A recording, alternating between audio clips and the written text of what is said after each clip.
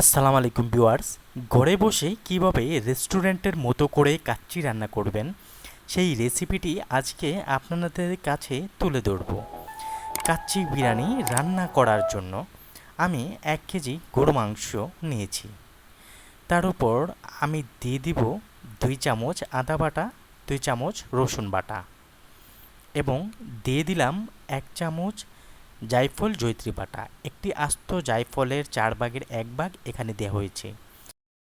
বাদাম বাটা 4 চামচ। এখানে আমি 4 ধরনের বাদাম ব্যবহার করেছি: বাদাম, কাজু বাদাম, পেস্তা বাদাম ও কাঠবাদাম। লবণ 2 চামচ এবং শুকনো মরিচের গুঁড়ো দেব 2 চামচ। তবে আপনি কতটুকু জাল খান সেটার উপর নির্ভর করবে আপনার জাল দেয়াটা। এবং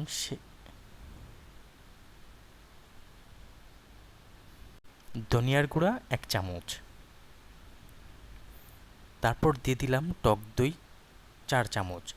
আগেই আপনাদেরকে বলে রাখি আমি সবগুলো চা চামচ ব্যবহার করেছি।